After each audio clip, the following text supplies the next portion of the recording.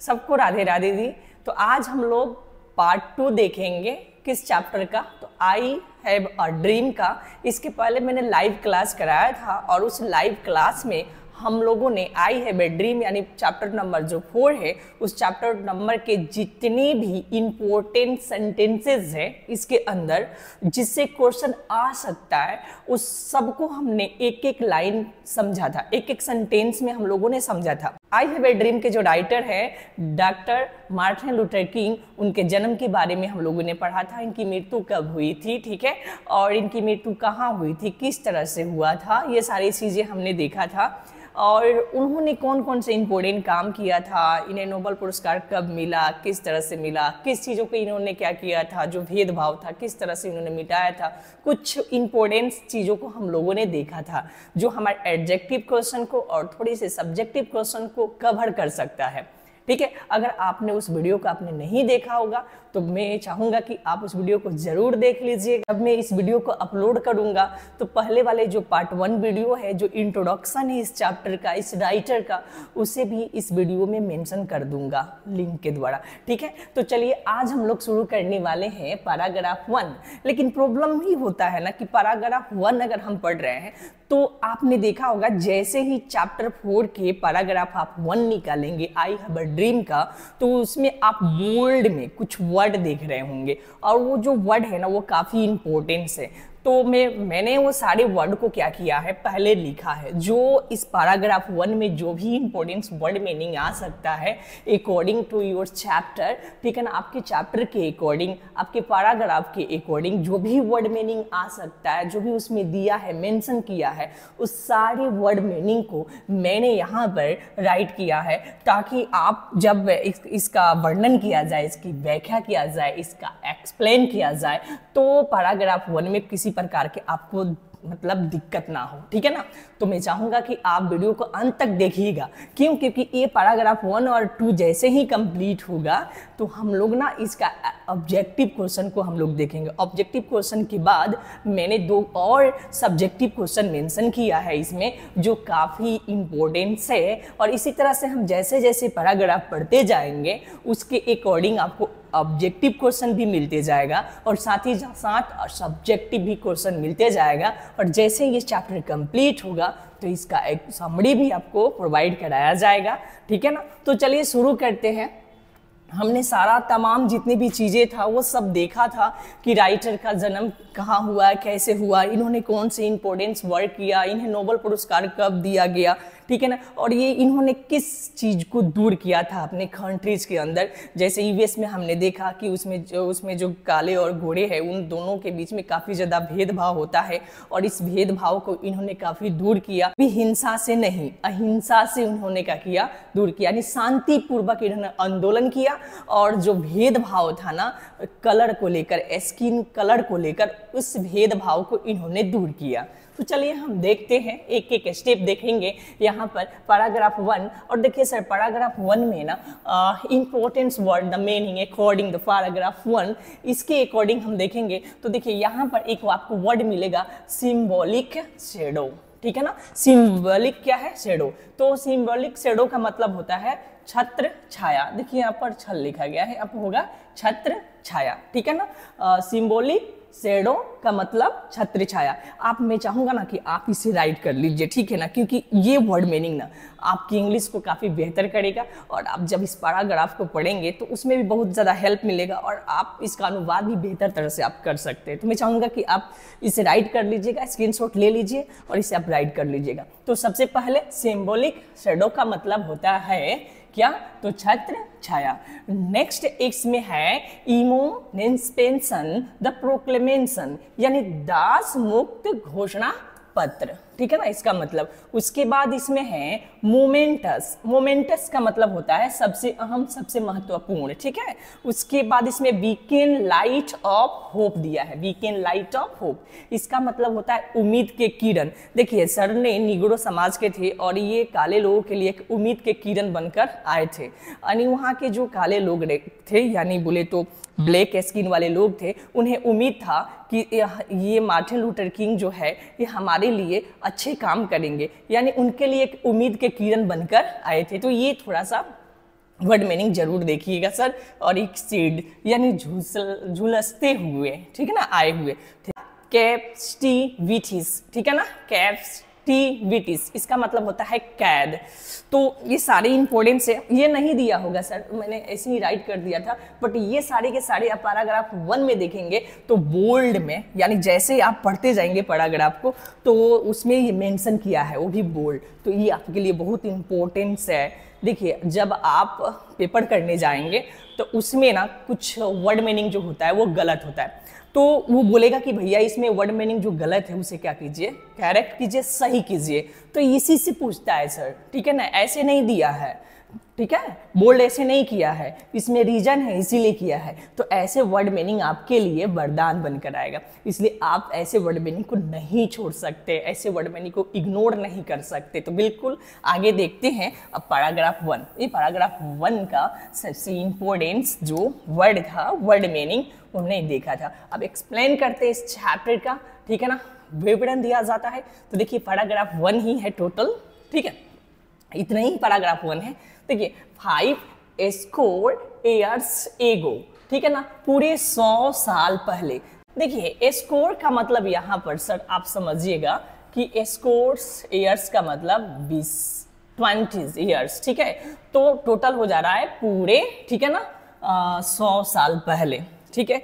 ये क्या कर रहे हैं सर, जो है ना वो भाषण दे रहे हैं, ठीक है ना, वो भाषण दे रहे हैं। तो भाषण में ये बात बोल रहे हैं, ये सब के सब क्या है, एक स्पीच है, एक भाषण है, ठीक है ना, जो भी सर ने बोला है वो पूरे इसमें मेंशन किया गया है इनके द्वारा, ठीक है। तो 5 स्कोर ईयर्स एगो यानी पूरे 100 साल पहले, 5 मतलब 5 और स्कोर का मतलब यहाँ पर आप 20 यानी 20 समझिएगा, दोनों में गुना करेंगे तो सर क्या हो जाएगा, मल्टीपल करेंगे तो 100 हो जाएगा। तो बोले तो पूरे 100 साल पहले एक ग्रेट, एक महान अमेरिकन, यानी अमेरिकन एक महान व्यक्ति बोल सकते हैं, तो एक महान अमेरिकन, ठीक है ना, यानी पूरे 100 साल पहले ये ग्रेट अमेरिकन, एक महान American in hold the symbolic, ठीक है ना, शेडो। देखिए ये वाला वर्ड तो मैंने बोला था ना कि ये इसका मतलब होता है छत्र छाया, ठीक है ना। आप देखेंगे पैराग्राफ 1 में तो इसे ये बोल्ड कर किया है, ठीक है ना। तो आपको थोड़ा सा इसको भी देखना है, इसे नोटबुक में आप इसे जरूर लिखिए कि सिंबलिक शेडो का मतलब होता है छत्र छाया। और किसके छत्र छाया देखेंगे हम लोग, ठीक है ना। तो whose the symbolic shadow with stand today, जिसके छत्र छाया में, ठीक है ना, ये छत्र होगा, जिसके छत्र छाया में आज हम क्या हैं, खड़े हैं, ठीक है ना। ये बोल रहे हैं कि पूरे 100 साल पहले एक महान अमेरिकी जिसके छत्र छाया में आज क्या है, खड़े हैं। 100 साल पहले एक ऐसा व्यक्ति था जो हमारे समाज के लिए लड़ा था, ठीक है, और हमें वो सारी चीज प्रोवाइड कराया था जो हमें चाहिए, लेकिन आज वो नहीं है, फिर भी उसकी वजह से हम यहाँ पर क्या है, खड़े हैं, ठीक है ना। क्योंकि वो जो व्यक्ति के बारे में बात किया जा रहा था वो बहुत एक महान व्यक्ति था जो सोशल वर्कर के काम करते थे, ठीक है ना। किसी धर्म जाति से वो मतलब ऊंचे उठकर सभी को एकत्रित करने का काम करते थे, ठीक है ना। तो उन्हीं के बारे में बोल रहे हैं कि पूरे 100 साल पहले एक महान American in the whole the symbolic shadow we stand today, ठीक है ना। तो पूरे 100 साल पहले एक महान अमेरिकन जिसके छत्र छाया में आज हम लोग क्या है, खड़े हैं। वी मतलब हम लोग, स्टैंड मतलब खड़े हैं, टुडे मतलब आज हम लोग खड़े हैं। तो किसकी, तो सिंबलिक शेडो, तो छत्र छाया में जिसकी, ठीक है ना, होज, ठीक है ना। आगे नेक्स्ट देखते हैं वो क्या था, उस यहाँ पर उसको मेंशन किया गया, ठीक है। ये भी हम लोग वर्ड देखेंगे थे और ये भी वर्ड को अगर आप पैराग्राफ 1 में देखेंगे तो इसको भी ये बोल्ड किया है, ठीक है ना। पैराग्राफ 1 में ये भी बोल्ड किया है, ठीक है ना। इमेंसिपेशन द प्रोक्लेमेशन, इसका मतलब हुआ मुक्त उद्योग घोषणा यानी पत्र, बस हस्ताक्षर किया दास मुक्त घोषणा पत्र पर, ठीक है ना। क्या किए थे वो, तो हस्ताक्षर किया था, साइन किया था किस पर, तो दास मुक्त घोषणा पत्र पर। दिस मोमेंट्स यानी सबसे, ठीक है ना, महत्वपूर्ण, सबसे पहला, दिस मोमेंट्स द डेक्री, ठीक है ना। ये महत्वपूर्ण आज्ञापति the came is the great the beacon the light of hope. देखिए लाइट ऑफ होप यानी उम्मीद के किरणें to the millions of the Negro slave, Negro के गुलामों के लिए एक उम्मीद के किरण बनकर क्या किया था? आई, ठीक है, लाखों निग्रो गुलामों के लिए, वहां पर जो निग्रो समाज थे वो क्या थे? गुलाम थे। किसके गुलाम थे? तो वहां के जो अमेरिका के जो गोरे लोग थे, उन गोरों लोगों ने इनको गुलाम बनाकर रखा था। जैसे हम लोग भारत के रहने वाले हैं, तो भारत में अंग्रेजों ने 2 वर्षों तक शासन किया लगभग। उसके पहले औरंगजेब ने, ठीक है ना, लेकिन हम उनके गुलाम थे, बट आज तो आजाद हैं। तो उसी प्रकार से वहां पर उन्हीं के देश के लोग, उन्हीं के लोगों को गुलाम बनाकर रखा था, ठीक है ना। किसकी वजह से? तो एक ब्लैक स्किन यानी काले रंग के वजह से, क्योंकि अमेरिका में रहने वाले जो काले लोग थे वो किस समाज से आते थे? निग्रो, ठीक है ना, एकदम बिल्कुल याद रखिएगा, निग्रो, ठीक है ना। तो ये बोला जा रहा है कि लाखों निग्रो गुलामों के लिए उम्मीद की किरण बन के आई, ठीक है, यहाँ पर वही बताया जा रहा है, ठीक है ना। मिलियंस, ठीक है ना, decreased came as the great beacon the light of hope to the millions of the negro slaves। लाखों निग्रो के गुलामों के लिए उम्मीद की किरण बनकर आई। Who, ठीक है, had been the in the flame of the betraying the injustice, जो झुलस कर, ठीक है ना, झुलसते आए। कैसे आए? जो झुलसते आए इंसाफ की विध्वंस सी आग में। भैया ये तो लाखों उम्मीद जो निगरों के था ना, एक उम्मीद के किरण बनकर आया, लेकिन वो जो किरण आया ना लाखों, वो कैसे? तो आग में झुलसते हुए आया। मतलब वो व्यक्ति भी जब आजादी दिला रहा है तो उसको भी बहुत सारे कठिनाइयों से गुजरना पड़ रहा है। इसी चीज को यहाँ पर बताया जा रहा है। Scheme is the joy, the day, the break through the in the long night, ठीक है, long night of the year, the captivity, यानी ये खुशियों की सुबह बनकर आई लंबी गुलामी की रात के अंत में। जो लंबी गुलामी की रात थी ना, अब वो खत्म होने वाली है, उसके अंत में, ठीक है ना, निगरों के उम्मीदों की किरण बनकर, ठीक है ना, उम्मीदों के किरण बनकर ये चीज आई। मतलब हमारे समाज को एक आजादी चाहिए, किससे? तो जिस प्रकार से ये गोरे लोग हमें काले समझकर, ठीक है ना, हमारे ऊपर जुल्म कर रहे हैं, हम जैसे निग्रो समाज को जीने का जो अधिकार होना चाहिए, जिस तरह से रहने का अधिकार होना चाहिए, वो सारी चीजें नहीं हैं। उस चीजों को प्राप्त कराने के लिए एक उम्मीद के किरण बनकर आई। वही कब? तो लंबी गुलामी की रात के आखिरी समय में, ठीक है ना, अंत समय में। आगे देखते हैं सर, ये पैराग्राफ 1 है, ठीक है ना। इसमें बताया जा रहा है कि किस तरह से ये चीजें आई थी। और पैराग्राफ हम लोग 2 देखेंगे सर, ठीक है ना। पैराग्राफ 2 बने रहिए, क्योंकि इससे रिलेटेड एडजेक्टिव क्वेश्चन भी हम लोग करने वाले हैं। अगर आप इसकी पार्ट 1 देखे होंगे वीडियो सर, तो आपको ना ये काफी बेहतर से समझ में आने वाला है। तो इसलिए आपको थोड़ा सा संकोच करने की आवश्यकता नहीं। अगर नहीं देखे होंगे तो जाकर देख लीजिएगा, ठीक है। और आप किसी भी सर जी का वीडियो आप देख सकते हैं, ठीक है ना, बेहतर तरह से समझ में आ रहा है। सारे टीचर लोग अच्छे पढ़ाते हैं, ठीक है। यहाँ पर देखिए ट्रेजिक फैक्ट्स, इसका मतलब होता है दुखदाई, ठीक है ना। ट्रेजिक फैक्ट का मतलब दुखदाई सत्य, फैक्ट, ठीक है। उसके बाद मटेरियल प्रोस्पेरिटी यानी भौतिकी समृद्धि, ठीक है। उसके बाद लैंग्वेज शेड यानी लड़खड़ाना, ठीक है। उसके बाद एग्जाइल, इसका मतलब होता है निष्कासित। और उसके बाद है ड्रेमटाइज, इसका मतलब है नाटकीय रूप पेश करना, ठीक है ना, नाटकीय रूप पेश, ठीक है। ये जितने भी मैंने आपका लिखा है पैराग्राफ 2 का सबसे इंपॉर्टेंट जो वर्ड है, मैंने इसके पहले भी चर्चा किया कि जब भी पैराग्राफ आप इसमें पढ़ेंगे तो हर वर्ड, कुछ उसमें वर्ड होगा जो बोल्ड किया होगा, मतलब ज्यादा डार्क होगा, और सारे लेटर से सारे सेंटेंसेस में वो थोड़ा बड़ा होगा, ठीक है ना। उसी को हम बोल्ड बोलते हैं, थोड़ा सा बोल्ड, ठीक है। तो उसको देखिएगा। ये सारे वर्ड मीनिंग को आप नोटबुक में आपका कीजिएगा, जरूर राइट कर लीजिएगा। मैंने फिर से मैं बोल दे रहा हूँ, क्योंकि ये सारे जो वर्ड है, ये वर्ड आपके बहुत ही काम का है, ठीक है। इस पूरे पैराग्राफ में मिलने वाले हैं, ठीक है। तो इसलिए आपको परेशान होने की कोई आवश्यकता नहीं है। देखिए यहाँ पर लिखा भी गया important word the meaning according to paragraph 2। आगे देखते हैं, पैराग्राफ 2 ही है, ठीक है। थोड़ा सा और ऊपर करते हैं, और जो मिलेगा यहाँ पर मिलते जाएगा, मैं इसके अकॉर्डिंग कंपेयर भी करते जाऊंगा।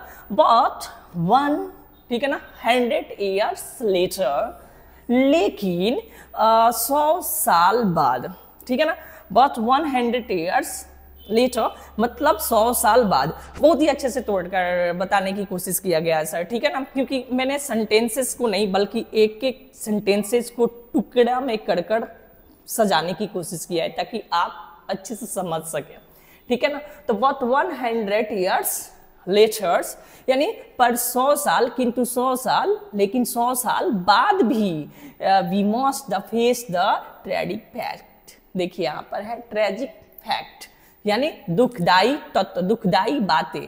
हमें ये दुखदाई सत्य को अवश्य मानना होगा। ये जब भाषण दे रहे हैं ना sir, doctor Martin Luther King junior जब ये भाषण दे रहे हैं तो ये बता रहे हैं, ये भी बात बता रहे हैं, ठीक है ना, कि 100 साल बाद भी, ठीक है ना, 100 साल बाद भी हमें ये दुखदाई सत्य को अवश्य मानना होगा।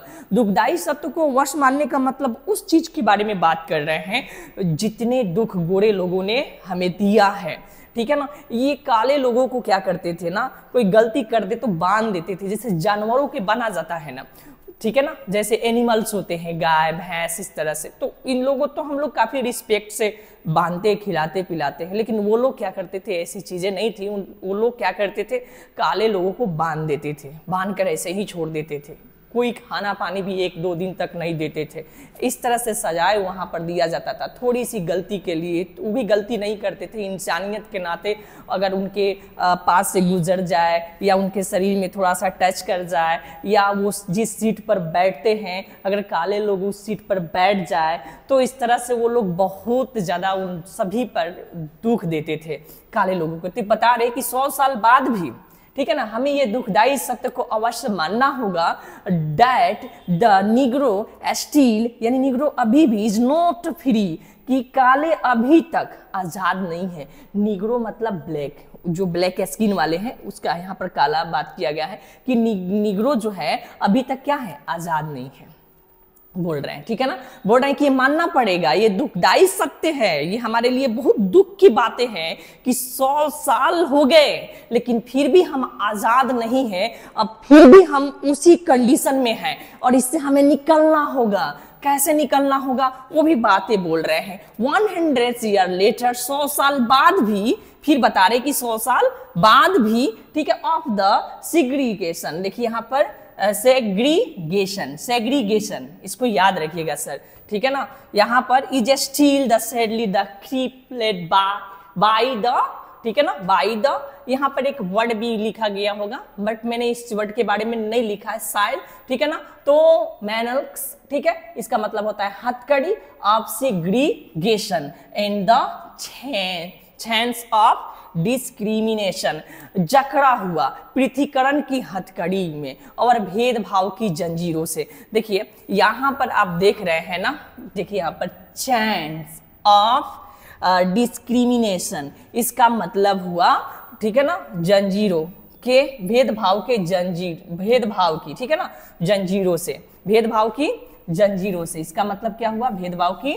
जंजीरों से। और सेग्रीगेशन का मतलब हुआ पृथ्वीकरण, ठीक है ना, और इसका मतलब हेनेस्कल्स का मतलब हथकड़ी, ठीक है ना। ये बता रहे हैं कि जकड़ा हुआ है पृथ्वीकरण की हथकड़ी और भेदभाव की जंजीरों से, ठीक है ना। अभी हम आजाद नहीं हैं, हम गुलाम हैं, अभी भी हमारी हाथ है, हम जो समाज के रहने वाले निग्रो समाज के लोग हैं, अभी भी इनके गुलामी की जंजीरों से हम क्या हैं, जकड़े हुए हैं, ठीक है ना। इस बात को बता रहे हैं। 100 years later, 100 साल बाद भी the Negro lives on the lonely is the island of poverty in the midst मतलब बीच में, of the west, विशाल यानी बड़ा, और Shane of the material the property, ठीक है ना, prosperity, ठीक है।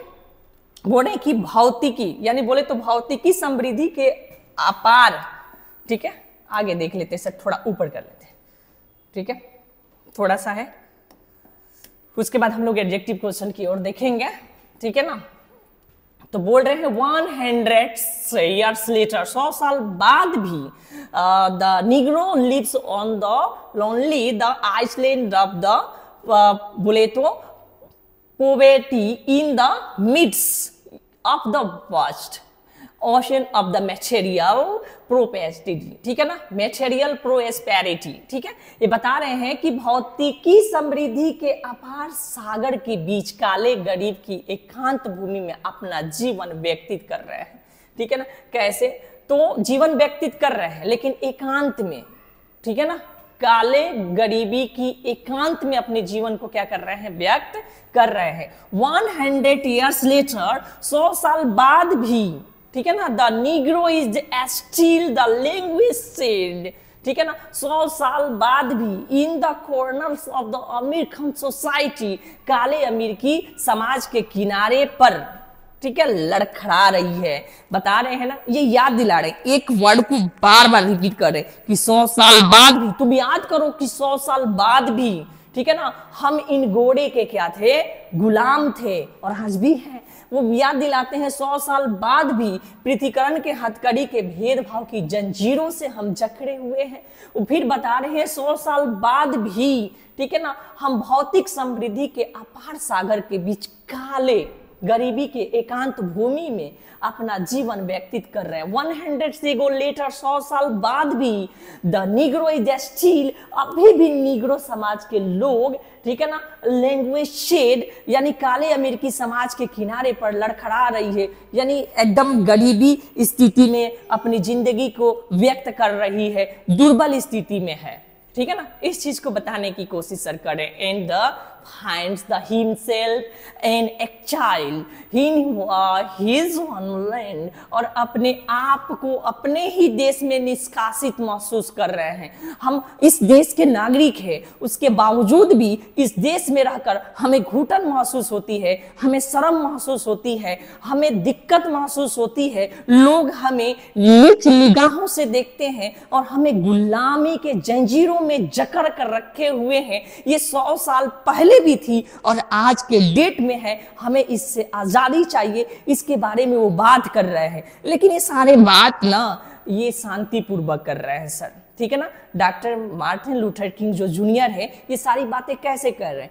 एकदम अहिंसा पूर्वक कर रहे हैं, ठीक है ना, हिंसा से नहीं कर रहे हैं, बिल्कुल शांत पूर्वक से ये अपना भाषण करते हैं, लोगों को समझाते हैं कि 100 साल पहले हम कैसे थे, आज भी वैसे ही हैं, और हमारे आने वाली जो पीढ़ी है, अगर हम कुछ नहीं करेंगे तो वो भी गुलामी की जंजीरों में जकड़े रहेंगे, और ये जितने भी गोरे लोग हैं इनका ये गुलामी करेंगे, और ये गोरे लोग हमको क्या करेंगे? गुलाम बनाकर रखेंगे और हमें नीच निगाहों से देखेंगे। हमारी स्थिति कभी बेहतर नहीं हो सकती है, इसलिए अपने समाज के लिए हम सबको मिलकर क्या होना पड़ेगा? लड़ना पड़ेगा। अगर इस गुलामी की जंजीरों से हमें बाहर निकलना है तो एक वर्ड पर बार बार रिपीट करें, 100 साल बाद भी, ठीक है ना, बोल रहे हैं बार बार 100 years later, 100 years later, ये बार बार बोलकर उस दुखों को क्या कर रहे हैं? व्याख्या कर रहे हैं, वर्णन कर रहे हैं, ताकि लोगों के अंदर ये आक्रोश पैदा कर सके,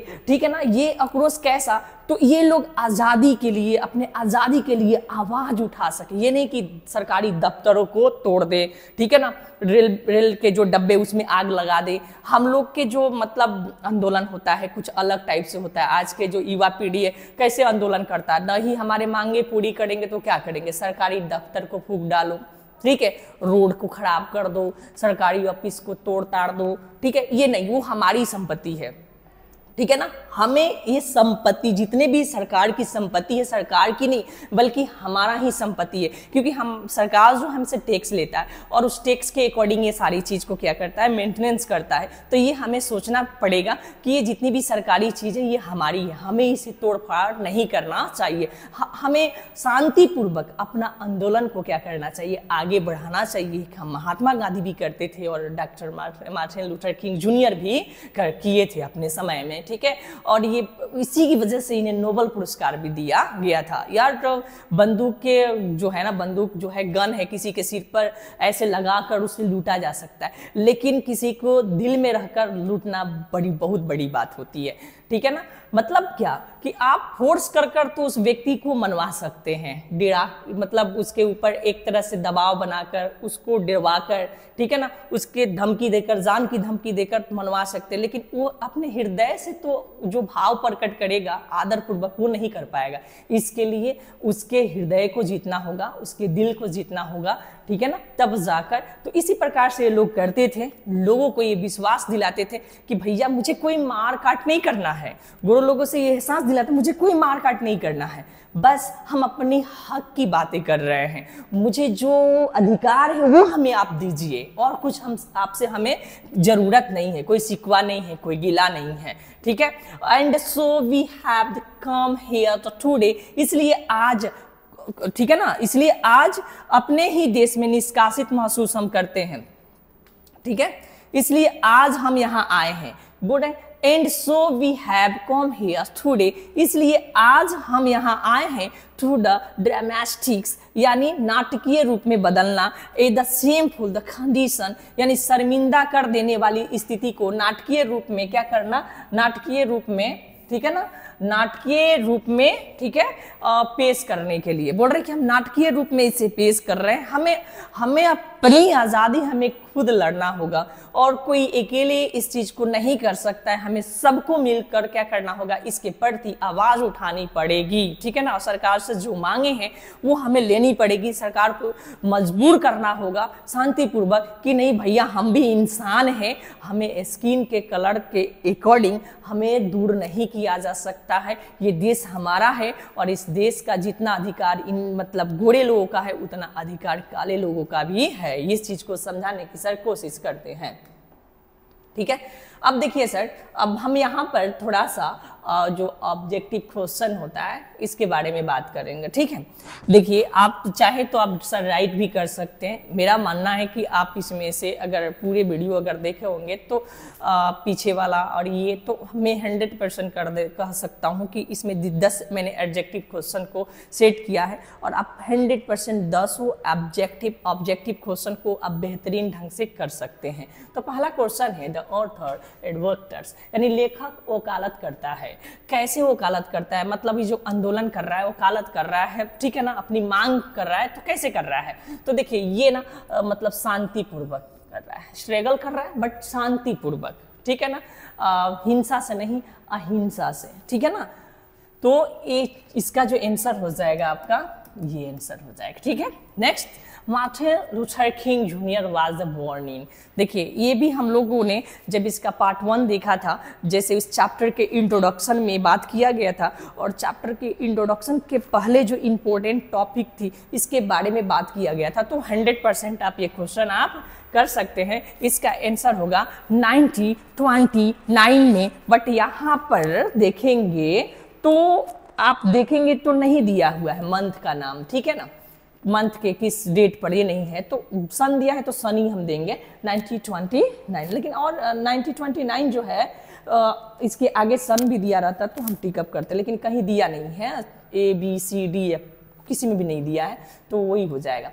नेक्स्ट क्वेश्चन है कि मार्टिन लूथर किंग जूनियर, ठीक है ना, इनकी हत्या की बात किया जा रहा है कि मार्टिन लूथर किंग जो जूनियर है इनकी हत्या की गई थी, यानी इनकी हत्या कब की गई थी, ठीक है। तो इनकी हत्या ना इसमें मतलब डेट दिया हुआ है, मंथ और डेट दिया है, बशर्ते इसमें सन नहीं दिया है, बट आपको सन भी याद होनी चाहिए, ठीक है ना। तो ये क्या हो जाएगा, तो आपका 4 अप्रैल को, ठीक है ना।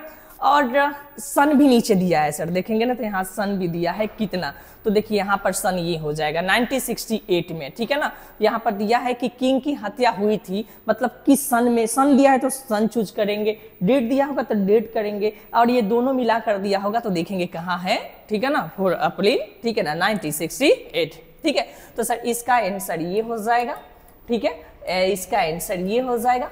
आप ना एक नोटबुक लीजिए, उसमें क्वेश्चन और डायरेक्ट आंसर, क्वेश्चन उसमें डायरेक्ट आंसर, ऐसे राइट आप कर सकते हैं।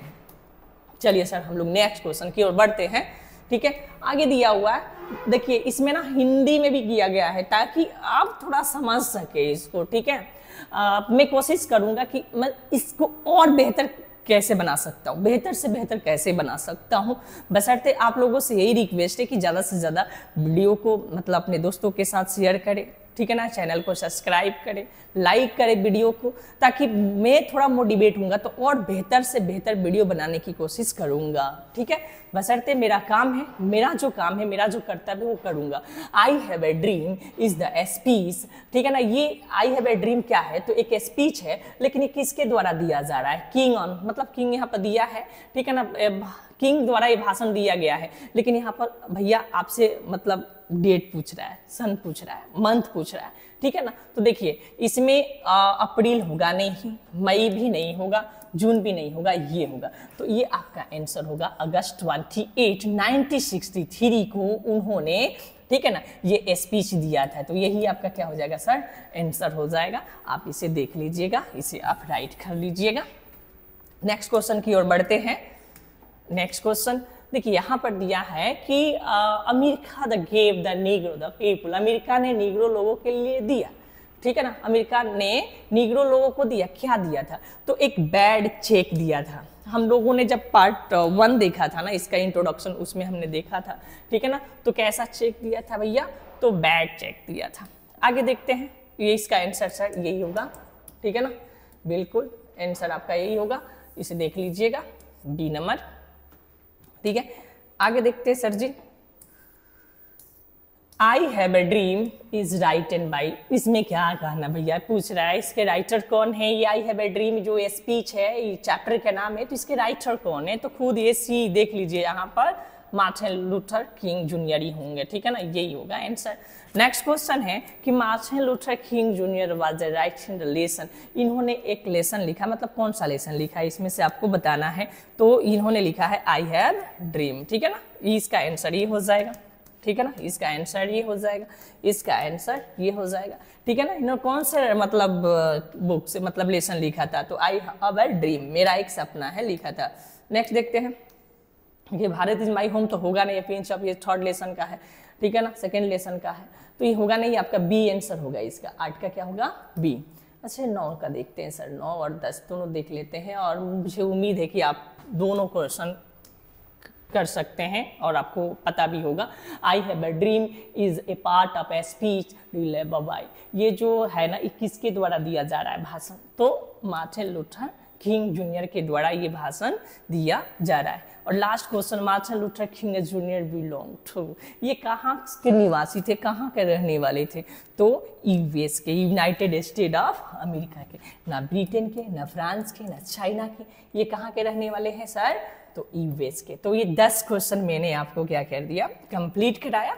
आप इसे नोटबुक में कहीं भी आप क्या कर सकते हैं, राइट कर सकते हैं। इसी तरह से जैसे जैसे मैं पैराग्राफ लेकर आऊँगा, कुछ क्वेश्चन कराऊंगा, ठीक है। और इसके आगे देखते हैं सब्जेक्टिव क्वेश्चन, ठीक है, कुछ सब्जेक्टिव क्वेश्चन सर देखते हैं, और बहुत ही सिंपल में लिखा गया है, और ये आपकी बुक का ही क्वेश्चन है, बट इसका जो आंसर है, क्वेश्चन है, ये हिंदी और इंग्लिश दोनों में है, ताकि आप बेहतर से समझ सके, ठीक है।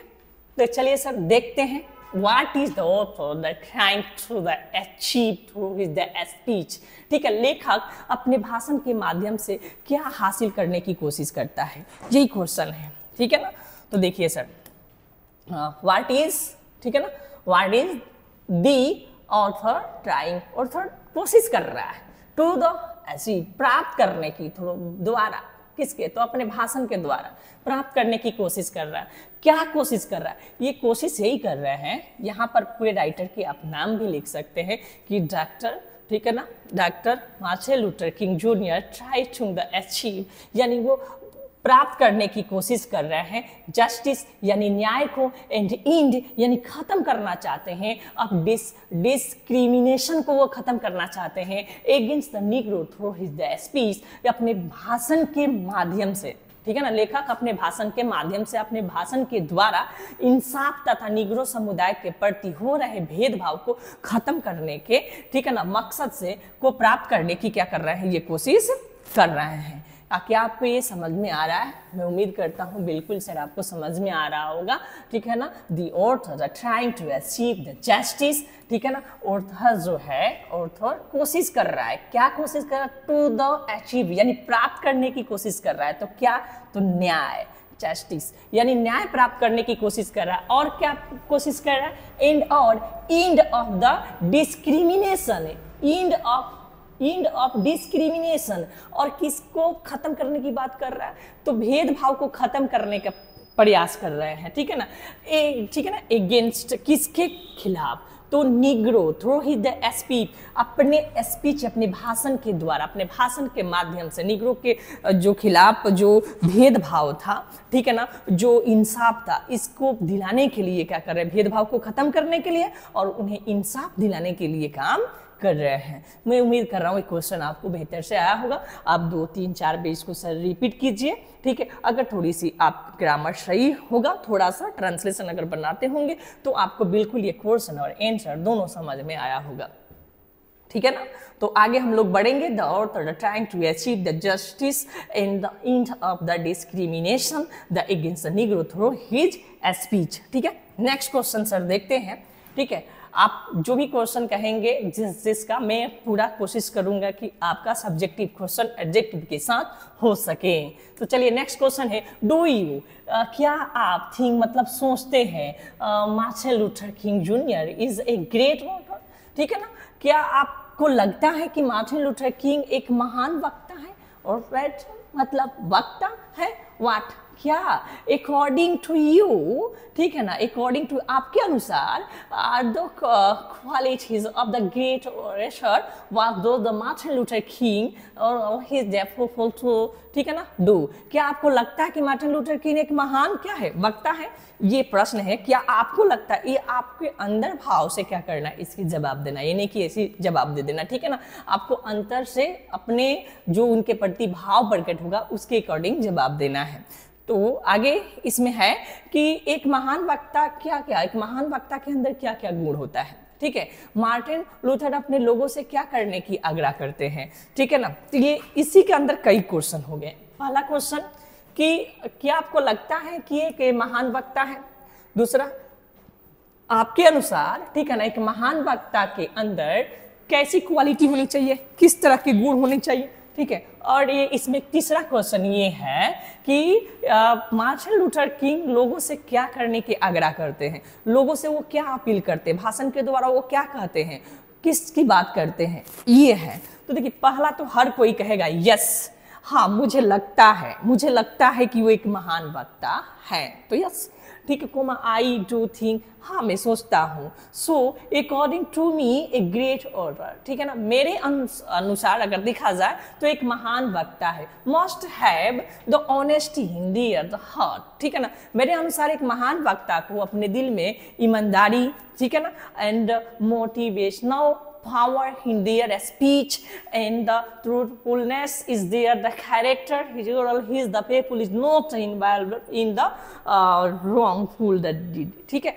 मैं अपने भाषण में प्रेरक शक्ति और अपने चरित्र में सच्चाई होना चाहिए। वो अपने लोगों से आग्रह करते हैं कि वे गलत कार्यों में शामिल ना हो, ठीक है। और एक और अपने अकॉर्डिंग यहाँ पर भी लिख सकते हैं, ठीक है ना, कि ये भेदभाव के भी बातें करते हैं, कहते हैं कि नहीं हमें इंसाफ मिलना चाहिए, भेदभाव खत्म होना चाहिए। इसके लिए वो लोगों से अपील करते हैं कि तुम भैया इसके प्रति आवाज उठाओ, ठीक है। तो आप अपने अकॉर्डिंग इसका आंसर भी आप दे सकते हैं, लेकिन जैसे जैसे कहानी को पढ़ते जाएंगे आपको सब समझ में आने लगेगा। देखिए इंग्लिश हिंदी कोई खास चीज़ नहीं है, भाषा का डिफरेंस है, ठीक है। अगर कहानी को बेहतर तरह से समझते हैं तो टूटी फूटी भी अगर आप आंसर देते हैं तो उस पर आपको नंबर मिलेगा, क्योंकि लिखा रहता है कि अपने शब्दों में ही उत्तर दे यथासंभव, तो आप दे सकते हैं। काफ़ी आसान ये सारा चैप्टर्स है, ठीक है।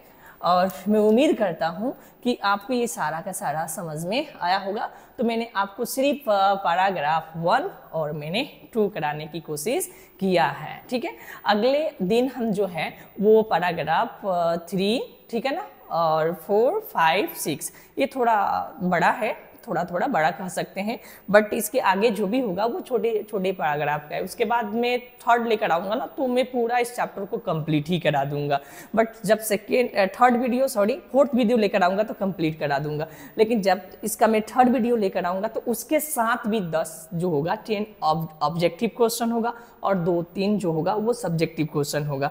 आखिरी वाले में भी ऑब्जेक्टिव क्वेश्चन होंगे और उसमें भी, ठीक है ना, हमारा आखिरी जो क्लास होगा वो लाइव क्लास कराएंगे, क्योंकि मैं लाइव क्लास कराकर मैं आपसे ये जानने की कोशिश करूंगा कि आप कितना उत्तर दे पाते हैं, ठीक है ना, ऑब्जेक्टिव क्वेश्चन का कितना उत्तर आप दे पाते हैं, ठीक है ना, ये जानने की कोशिश करूंगा। तो आखिरी क्लास जो मेरा रहेगा वो लाइव ही रहेगा। कोशिश करूंगा कि इसके पहले के भी जो क्लासेस हो वो भी लाइव ही रहे, ठीक है, क्योंकि लाइव क्लास में थोड़ा ये लगता है कि बच्चे समझ रहे हैं कि नहीं, वो लोग देख रहे हैं कि नहीं, थोड़ा अच्छा लगता है, ठीक है। तो मैं उम्मीद करता हूं कि ये आपको वीडियो काफ़ी पसंद आया होगा। बहुत मेहनत से इसको बनाया गया है सर, आप देख सी सकते हैं एक एक वर्ड को किस तरह से राइट किया गया है, ठीक है ना, हिंदी को इंग्लिश में किया गया है, वहाँ प्रोनाउंसिएशन का भी ख्याल रखा गया है ताकि आपके प्रोनाउंसिएशन थोड़ा सही हो सके, ठीक है ना, बेहतर हो सके। तो आप इंग्लिश होगा तो देखिए उसी को इंग्लिश में ही लिखा गया है, ट्रेजिक फैक्ट्स, ताकि आपको कोई दिक्कत तकलीफ ना हो सके,